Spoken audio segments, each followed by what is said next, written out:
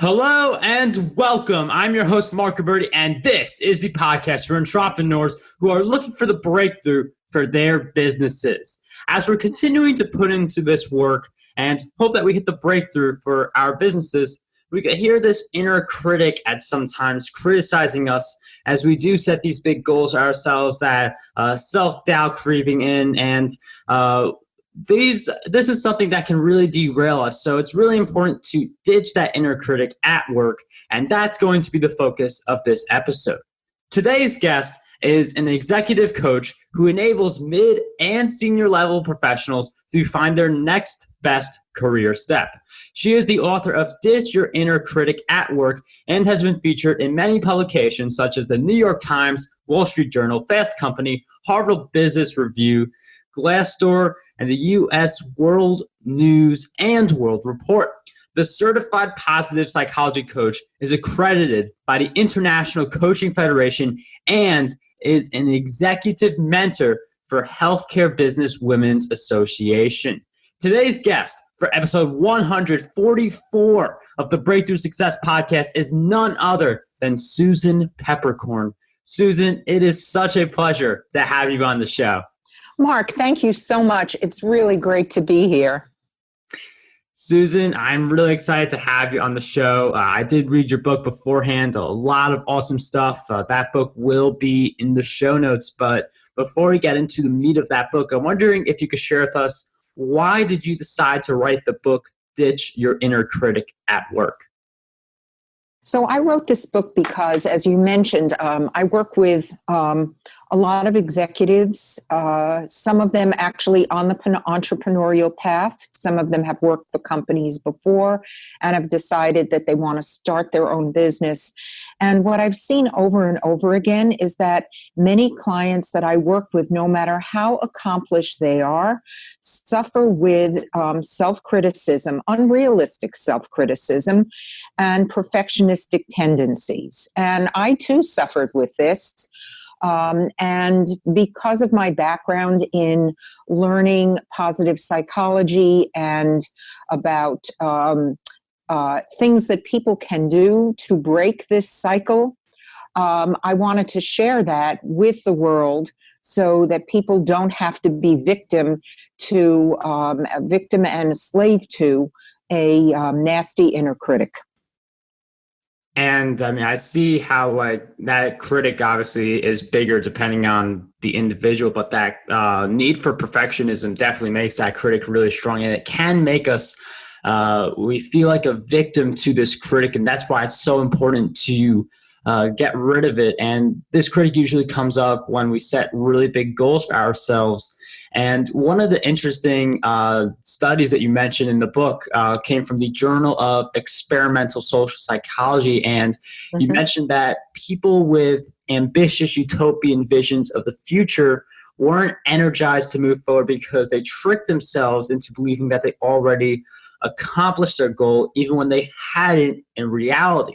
I say this because people like to set these big dreams, big visions for themselves. And I feel like we all know the importance of goal setting. So how can we set the vision and do the goal setting without setting it to a point where we trick ourselves into thinking we've accomplished it and then not do enough to move forward? Right.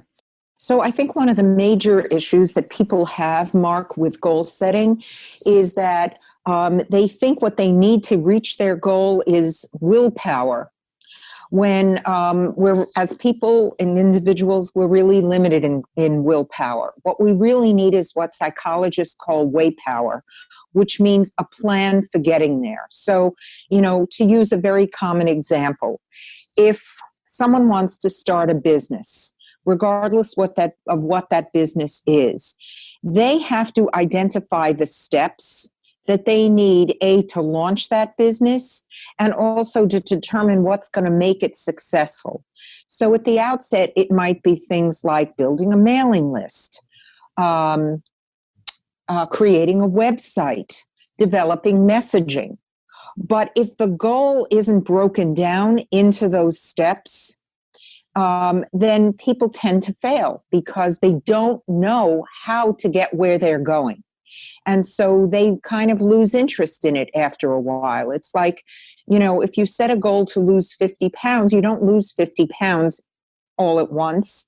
If, you lose a pound or two a week, and you do it by changing your behavior and sticking to that behavior.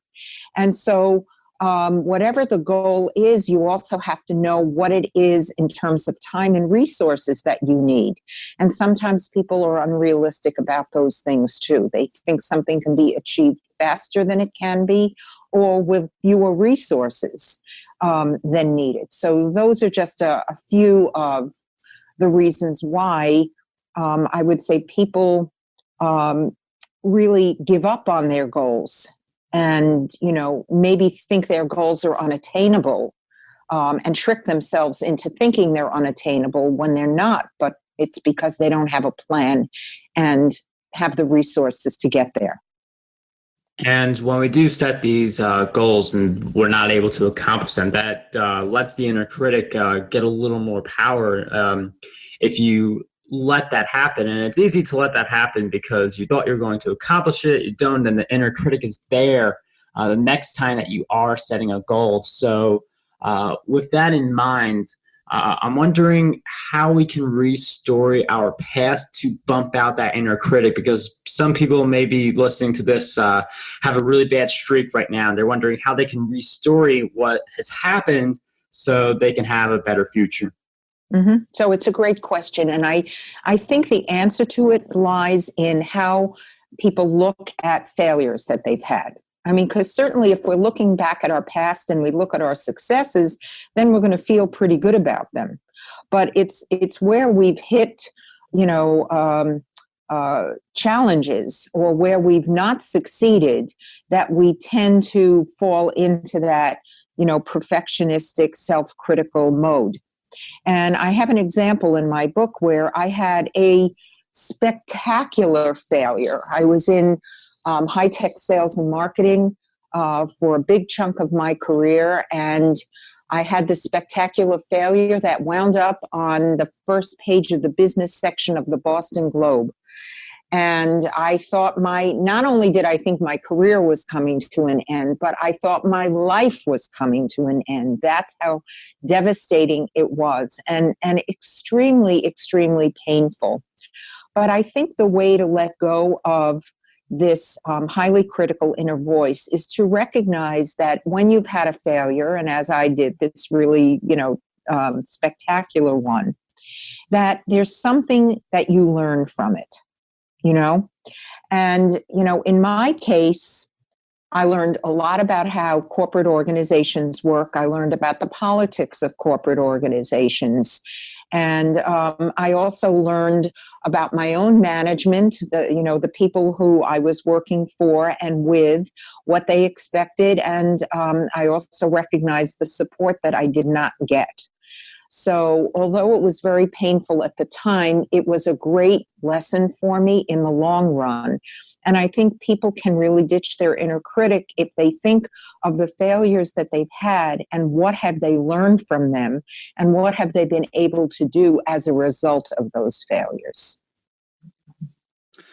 And you mentioned that long-term perspective in your book as well, where one of the things that you say is you think about you're in a decision right now, and like a little later down the road, like a few months down the road, are you happy that you made that decision? Are you not happy that you made that decision? So being able to take that long-term view is very important. And with that long-term view, it can make something that seems really horrible right now, like something's not working the way it should be, then putting it into that long-term view, and it doesn't seem as big of a deal. Of course, you address it, but it's not like the end of the world or anything like that. And one of the things that I've noticed, I mean, I've lived in a world where like I've had nothing but internet. I don't recall a time where there was no internet, and a lot of people are really attracted to this idea of working remotely. Like right now I'm doing this in my house, like I pretty much go anywhere I want, like still have the podcast, no problem.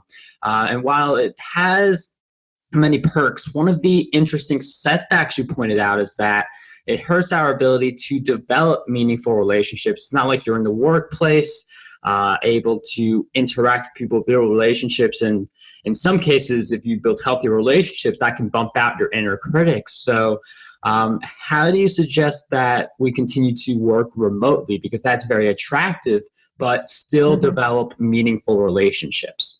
So it's a really good question, and I'll start by answering it and telling your listeners this. All of the science in how and why people are satisfied in their lives has to do with relationships. It is the number one factor, bar none. So there can be other things going well. You might have a great career. You might like what you do. You might have a lot of interests. And even for people who are introverted, they may not need as many relationships, but still and all, we are social beings at our core. And so what I would say for people that are, that have their own side hustles or primary hustles and are working at home, you have got to make and prioritize face-to-face relationships. There is no substitution for them. And so even if you're working at home and, you may be, kind of isolated during a few hours, you're not working 24/7. So get out and volunteer in the community. Do something that you enjoy. Meet people that way. Do a sport that you like. Go to a networking event. Whatever it is, prioritize meeting people, and not only meeting them, building relationships with them, which is more than just following somebody, on Twitter or having a friend on Facebook. It's really about meaningful relationships. So I think if as a listener, you realize that relationships are the number one factor and predictor of satisfaction in life, then, just like you take care of yourself with good diet and exercise, relationships should be that important. And relationships, I could go on and on about how they've had an impact on me. And doing things like volunteering in the community, very simple things like that, put you not just in front of people, but also in front of the right people who are going to help you. Because in that volunteering setting, there are a lot of kind-hearted people. And in networking events, you're going to find people who can help you advance to the next level. So it is very important to build these relationships, even as we continue to work remotely, because that will help with our happiness. And speaking of happiness, one of the things that you mentioned in your book is that meaningful work and the right level of challenge are important factors in career happiness. And I'm wondering, how do we find the intersection of those two things? Because you could do meaningful work, but not set any challenges for yourself, or have the right level of challenge, but do something that you could care less about. So I would start with what's meaningful to you. I think that's really at the core of it. And if you find what's meaningful to you, the challenge is likely to follow.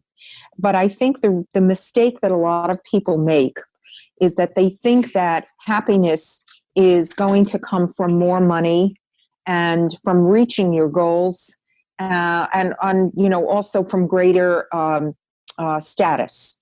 So you get promoted, you start a business, you make more money, you make your first $250,000 or $500,000 or whatever it is. But again, I will tell you that what research shows is that if you're doing it and are miserable while you're trying to get to the goal, you're not going to be happy when you get there. You might be temporarily happy, kind of like buying a new car and it smells good, but then that smell wears off in a few days. You go back to your base level. But if you're enjoying the process along the way, like for you, Mark, you might enjoy podcasting and, meeting people through this process. So it's not just about how many episodes you have or how many listeners you have, which obviously is important. But for you, there's probably something really interesting and exciting about doing it. So that's really the goal around meaning. And, if people are not sure, it's really good to think back over your life, over your career, and think about what are things that you've done that you're really proud of. What What comes to mind when you think of something like that? Because when you think of something that you're really proud of, it generally involves something that you were doing that was meaningful for you. And what's meaningful for one person is not meaningful for another person. And then as far as, setting goals, the idea is really this, that if the goal you set you can achieve easily, when you do it, it's not going to mean anything to you. It's like, if you have a Fitbit and you walk 10,000 steps and you do that, well, then, you've walked 4.5 miles. So that's going to feel like an achievement. But if you say, I'm going to walk 1,000 steps today, well, that's not really very challenging. So it's through the challenge that you feel a sense of accomplishment. And again, how that level of challenge is going to differ based upon each individual. And I want to emphasize you having that feeling of self-accomplishment, because that's something that very few people tend to do. We'll be blind to all the great things we've done and only look at what we haven't done. Like, never really look behind and see all the how far we've come. We look at some of the obstacles instead. And if you're at that position, like you haven't taken that time to acknowledge yourself in a while, I recommend creating a good at list and just write a list of things that you're good at, you know how to do very well, and put some of your accomplishments in there just to have that sense that all of these incredible things you've done, instead of all the things that you haven't done yet, or all the things that you haven't been able to do perfectly. And I feel like perfectionism is something that really hinders a lot of people from pursuing their big goals and from making the progress that they want to make. So, Susan, how do you recommend that we escape perfectionism? So I think the first thing to understand is that there's a difference between perfectionism and excellence. Excellence is something that you can define. So if you're working on something, you know what it's going to look like when it's excellent, but how do you measure perfect? The problem with perfect is the goalpost is always moving. And so the reason that perfectionists tend to procrastinate is because they feel that whatever they're doing is never good enough. So they keep redoing it and refining it and redoing it and refining it. And, since you have a lot of entrepreneurs listening to this show, as an entrepreneur, you have to get out there ahead of your competition. Now, clearly, you have to be excellent in what you do. You have to be an expert in what you do. But, if you're tweaking your website until it's perfect, somebody else is going to get out there ahead of you. And so you have to know when good enough is good enough, and create what that measurement looks like so you know, and surround yourself with people that will help you to move forward and not get stuck in a perfectionistic rut. I really love that idea of surrounding yourself with the right people, because your environment does dictate who you become. And that difference between excellence and perfection is also, that's really key, because the excellence, that forces you to get clear on, okay, this is what I want to do, while perfectionism is like no mistakes whatsoever. And that is very stressful to live by. And I feel like perfectionism holds a lot of people back from reaching their full potential. But I'm wondering if there's anything else that you believe prevents us from reaching that potential. Yes, I would say that. So there's a researcher at Stanford, a psychologist. Her name is Carol Dweck, and she wrote a book called Mindset, very well-respected book. And what she does is she makes a distinction between people who have a growth mindset or people who have a fixed mindset.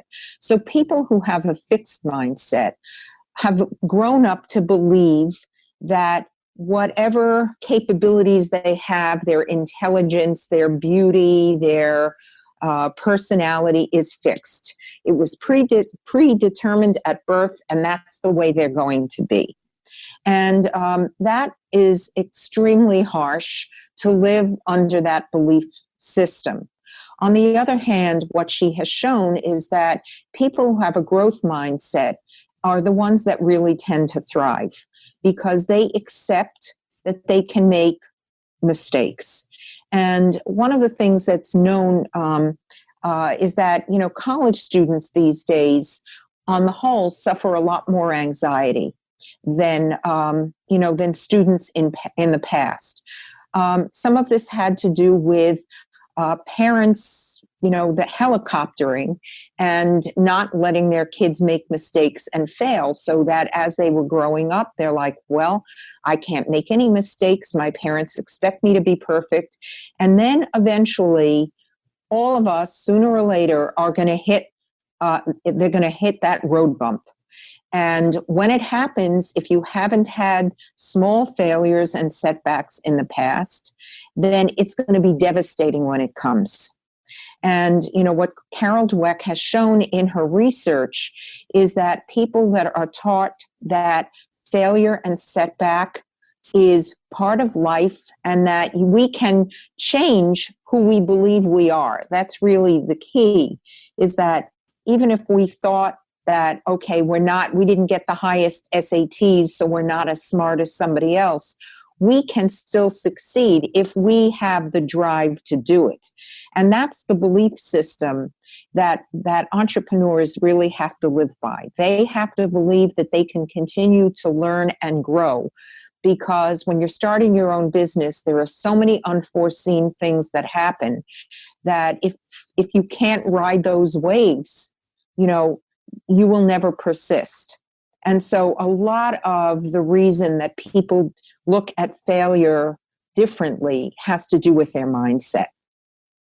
And that mindset is something very important because the way we view the world impacts what we're able to do. And setbacks are something that we all face, but anticipating them and understanding that it's just part of the process and the way to our overall success will allow us to jump over some of those obstacles that are in the way. And we've talked a lot about your book, Ditch Your Inner Critic at Work. There are a lot of great insights on it that expand beyond this interview. I mean, Susan covers really well, like if you want to know like time versus money and like valuing your hour, like she goes into a really great breakdown in her book as well. But right now, Susan, I'm wondering if you could share with us 3 great books that you believe would have a positive impact on us.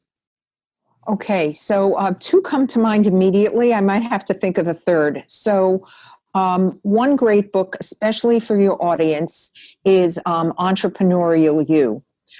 It's by Dory Clark. And actually, I'll mention that another one of Dory Clark's books is Standout, which is how to create your breakthrough ideas. Entrepreneurial You is her latest book. And in this book, she interviews entrepreneurs that from all different walks of life, all different industries, and how they've come up with their ideas and made them successful. And, the fact that it's based on interviews with people that have already done it, where they also talk about their failures, is really, really valuable for anyone that has started their own business or is thinking of starting their own business. Another one of my favorite books is also a relatively new book out within the last number of months. It's called The Power of Moments by Chip and Dan Heath. So if any of you have employees, or whether it's your own business or not, how you create an environment where people feel engaged has much to do with micro moments, as they call it, as the Heath brothers call it. And they have incredible stories in this book of how small moments can make a huge difference in how someone views themselves and their relationship with others. It's also based on scientific research, which, as you probably know, is a big favorite. It's a hot button of mine because it's not just self-help. So that's another one. I guess I've said my three, but the other one would be Daring Greatly by Brené Brown.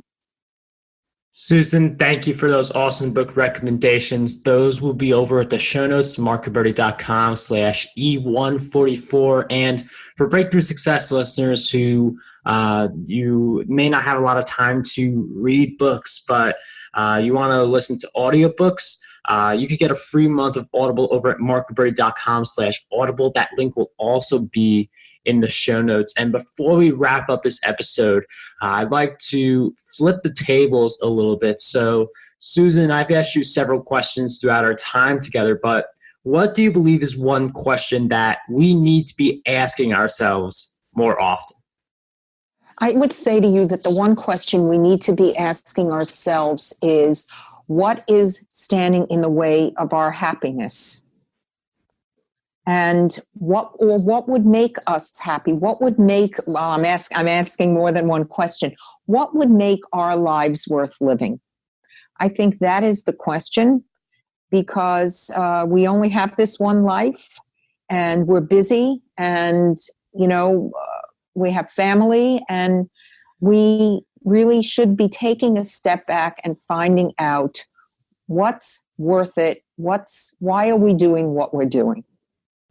Susan, thank you for giving us those great questions. That's a lot we could think about reflectively, as we could learn a lot about ourselves just by asking questions like those to ourselves and searching for those answers. And I'm very appreciative of all the insights that you've shared to Breakthrough Success listeners. And if you guys want to learn more about Susan, keep in tabs with her, definitely get her book, Ditch Your Inner Critic at Work. That will be in the show notes. You can also just get that on Amazon. And Susan also, like a lot of people, has her own website and some other places where we can find her. So Susan, why don't you share with us where we can find you in addition to your book? Absolutely. So my website is Positive Workplace Partners, one word. And I just want to mention to your listeners that I have some free ebooks on that website. One is 25 tips for making a successful career transition. And another one is a workbook called Are You in the Right Job? So anyone who goes to my website can download those books. They're free. And I'm happy for people to connect with me on LinkedIn. I would say if you do connect with me on LinkedIn, let me know, please, that you heard me on Breakthrough Success, so I know where you found me. And I'm also on Twitter at Susan Peppercorn. So please feel free to connect with me on my website, LinkedIn, Twitter, and I'm also on Facebook. Susan, thank you for sharing all of your great insights with us today. It was such a pleasure to have you on the Breakthrough Success podcast. Mark, it was great to be here. Thanks a million. How does over 100 retweets per day sound to you? My free ebook, 27 Ways to Get More Retweets on Twitter, has you covered. I use the methods within this ebook to get over 10,000 retweets every single quarter. To learn more and get access to this free resource, visit markberty.com/